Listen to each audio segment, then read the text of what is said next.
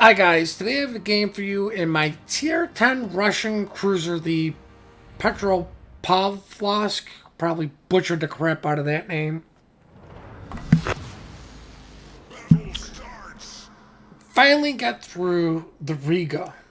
This is my first game playing the ship, not while in other stages of this, i.e. testing, and I'm not going to talk about that. The reason I say that is somebody goes look up my stats, they're going to say, well, you have so many games. This is my very first game after unlocking this ship.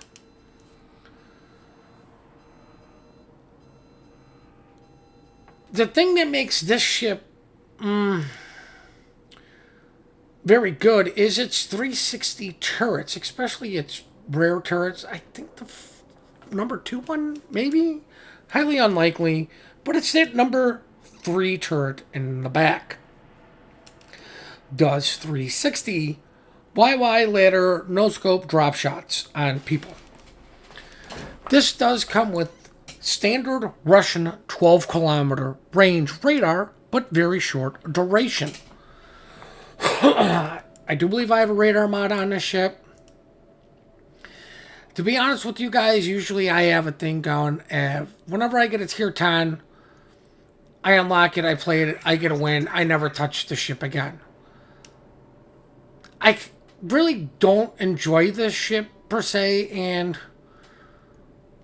in my opinion, I've got better Russian cruisers I can play. I got a Moskva. I got a Stalingrad. Not that this ship is bad. But, you know what? I mean, it's just, that's just my personal opinion. It's not fact. I just played those ships longer and I know those ships better. Moskva, I played in clan battles to get my Stalingrad. That was back when APOC was still around. When I was with them, with Sneaky, Oni, Static, and all those guys. Now, my game plan is to come work this corner. Because I do believe this thing has an icebreaker bow. And I'm not going to lie to you guys. Usually I see most people just play this thing more bow in. I'm not a huge fan of static gameplay. Not static warmonger. I'm saying static gameplay. I just sitting there, bow, reverse, rinse, repeat. I prefer to be more mobile. Because 9 times out of 10, most of these battles, you need to be a little bit more mobile than just playing a static position. Doesn't mean I won't play those ships and play it that way. Now, I am trying to get out a little bit wider to potentially blast this Salem, which is why I shot at the curve first with the HE, have AP loaded to potentially blast the Salem. I'm also slowing down. Fortunately, the Salem decides to make his turn, which is wise for him, but guess what? Same problem with Salem with the Des Moines guys, it can get butt citadeled. So you gotta be careful when you are playing Des Moines and Salem. There are plenty of ships that can go right through the rear end of your ship. Well, maybe the number 2 turret does do 360s. Just from looking at it from there. But, I still got the AP loaded, thinking, I'm going to try for the butt. And it's like, okay, I'll give it one more go. And then maybe I'll switch to HE. Unless this guy's going to want to maybe turn. I'm going to stick with the AP to potentially, get the blasts, the blast them. Fortunately, the curve first notices me, which is really the last thing. I'm going to fire my last round of AP on that guy. Just switch to the HE to deal with the curve first. Curve first is going slow. I'm spotted. It's got to be the daring. I'm playing with my speed against the daring. It's at this point when I really wish I had the AP still loaded because the guy's broadside. But this guy has been actively dodging, turning, ducking, and weaving my shells. So, wouldn't have made a difference there, because I completely missed anyways. But, hey, still showing me sign. Might as well try the AP. You never know. You could get lucky and get something. Like I said, this guy's doing a really good job of dodging my stuff. And with all his movement, I'm sticking with the AP because he's, gonna turn broadside again for somebody. These guns reload fairly quickly to where I should be able to get him. I'm being harassed by something, probably a Smolensk, who I would just love to see to delete, hopefully. But as you can see, I'm really not in any sort of good position to counter them in any sort of cap. I've been targeted, fixed on this stupid Salem. We've all done it. And this is what I mean. This guy's, is he baiting me to shoot him when he goes broadside? I'm not sure exactly what he's doing, but hey, finally I get that Citadel I've been chasing. Managed to kill his engine, and here's the other thing. Hey, he's going to want to repair that engine. So going with HE wouldn't be a horrific choice because, get some burn damage. But then I start thinking, it's a Salem. You're better off with AP because of its super heal. Pen damage is not as much repairable as fire damage. So burning this guy down really isn't an option. Just chipping away with AP kind of is. Now, he is still showing me enough side to where maybe I can get that Citadel, because I believe you can only get like 20% of Citadel damage back, so he's not going to be able to get much of that back. He's also low enough to where hopefully a couple more Citadels, or at this point just one, and he's dead. If I can get these things to connect. But I turn to go back in because, we need to start taking caps. There's 4 DDs. Luckily, we still have 2 of ours still alive. A pink YY and a Clubber. Sorry for the cough. Now, the Clubber is really not a capping destroyer because it's a French gunboat.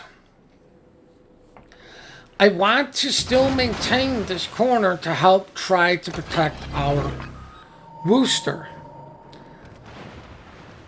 Pop my radar because, oh look, I got spotted even though I was shooting. Maybe that Gearing decided to get a little bit closer. Going to turn, just to get my guns to bear on this guy faster, shoot the AP at this guy. I should have had HE loaded. And holy crap, I don't know whose AP shells those were, but 9 times out of 10, if I see a destroyer that close, I'm going to take my chances that they're going to miss. Oh, I guess number 2 does do 360s? Well, you learn something new every day. But I really want to get this Smolensk out of the game. But I will turn out with the threat of torpedoes. Torpedoes is pretty much guaranteed damage. That's a guaranteed Citadel hit. But torpedoes don't hit Citadels. Torpedoes are considered Citadel damage. That's why when you get hit with them, you don't get as much health back whenever you see it. Now, luckily, this guy came out a little bit broadside. I was aiming straight for his nose. But I really would like to turn to get my bow in on him instead of just kiting away. Now, luckily, the enemy's down to 2 destroyers. We, for the most part, have lost this side. There's still hopes for B, but most of my team is still at decap. And it's like, I'm not going to hold this side against a Kurfürst Yamato Conqueror, Gearing Smolensk. Yes, did I leave the rooster high and dry? Well, yeah. That's the perils of playing a ship that has to stay next to islands, or when you choose to play it next to islands. Now, I was thinking this Kurfürst is right for the taking, but this is what I mean by sometimes you just got to round the corner. The Kurfürst is going to die because he does round the corner, but it did kill the Worcester, which may have been stopping everyone else at the cost of his ship. Now, you may be saying, wow, you're using an awful lot of AP, because I do remember the comment of somebody saying, maybe I should use AP more. And you know what? I was kind of hoping that this game was going to be a win, but target selection dictates ammo selection. The broadside, I'm going to do better damage with AP than with HE. They're not going to be able to repair it as well either. Burning down a Conqueror usually doesn't happen. Flooding out a Conqueror, not so bad, but you know, we all know those floods got nerfed. Now, I might as well shoot at what the Kleber is shooting at.